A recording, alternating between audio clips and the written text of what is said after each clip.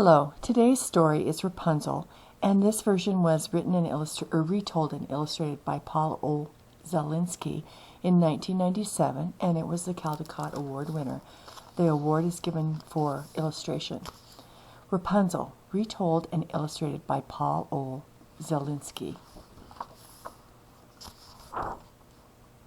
Long ago there lived a man and a woman who had no children. As year followed year, this was their only sorrow. Then one spring the wife felt her dress growing tight around her waist. Joyfully she said to her husband, "We are going to have a child at last."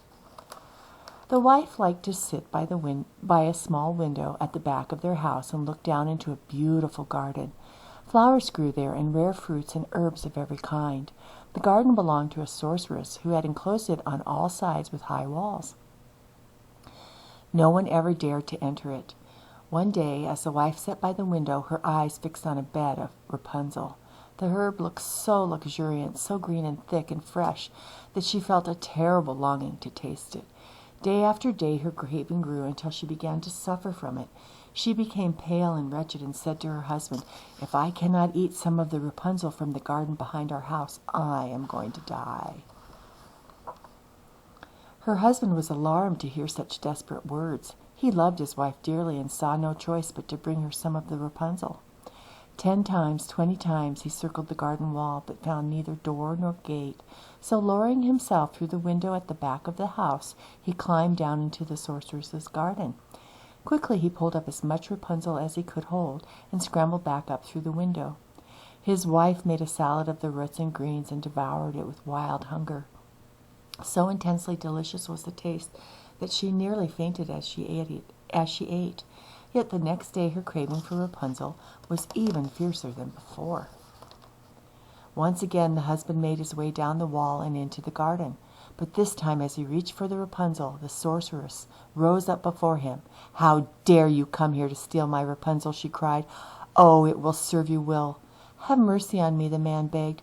"My wife is carrying our child. She has seen your Rapunzel from our window and conceived such a longing for it that she will die unless she can eat some. What am I to do?" The sorceress considered his words. "If what you say is true, you may take the Rapunzel that you need, but in return you must give me the child your wife will bear." The frightened husband did not know what to say. Rather than see his wife die, he agreed to the demand, and when the child was born, the sorceress appeared in the room. She named the baby girl Rapunzel and carried her away.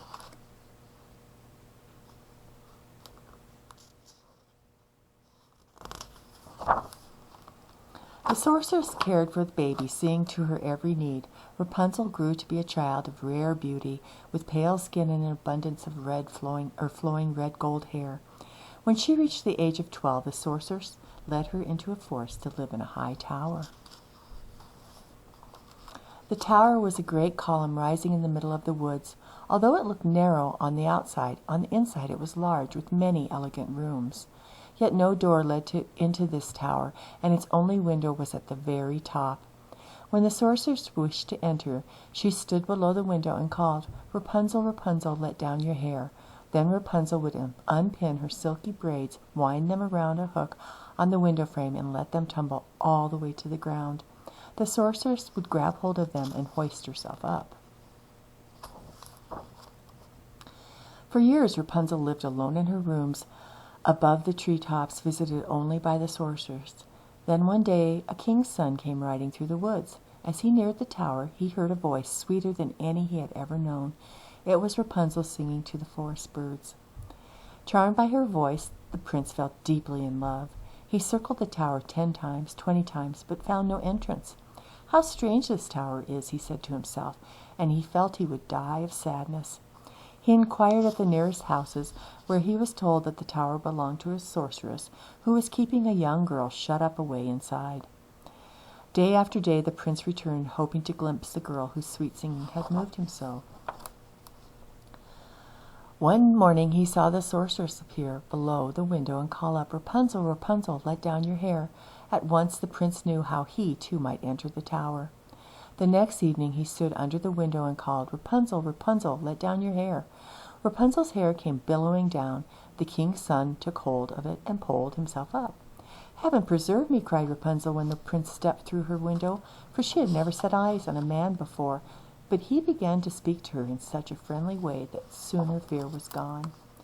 "Your singing was so beautiful," the prince told her, "that I knew I must see your face, or my heart could have no peace." Rapunzel saw that he was young and handsome. In her own heart she felt a happiness she had never known. And when the prince, grown bold, proposed to marry her, then and there she consented. They held a ceremony in the tower, and every evening he returned after that. The sorceress, who came only by day, knew nothing of his visits. One day when the sorceress entered the tower, Rapunzel said, "If you please, stepmother, help me with my dress. It is growing so tight around my waist, it doesn't want to fit any more." Instantly the sorceress understood, but Rapunzel did not. "Oh, you wicked child," she shrieked, "what do I hear you say? I thought I had kept you safe, away from the whole world, but you have betrayed me." In a rage, she seized the braids and coils of Rapunzel's silky hair and sheared them off. Then she sent the miserable girl to a wild country, to live alone with no one to care for her. After some months in the wilderness, Rapunzel gave birth to twins, a boy and a girl. Once the sorceress had cast Rapunzel out of the tower, she gathered the cut-off hair and fastened it to the window hook. That evening, when the prince called up, "Rapunzel, Rapunzel, let down your hair," she let the hair cascade down. The poor prince pulled himself up to the window, only to be confronted by the sorceress, her eyes wild with fury. "So you have come to fetch your dearest darling," she cried. "Well, you shall not see her again.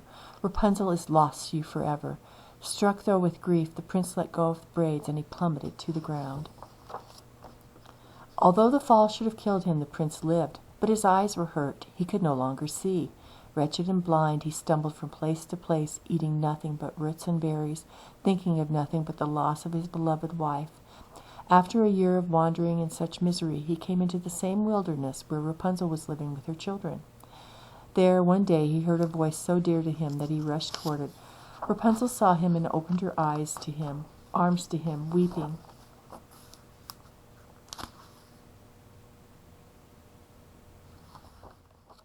As Rapunzel embraced the prince, 2 of her tears fell into his eyes. Suddenly his vision grew clear once again, and the prince could see.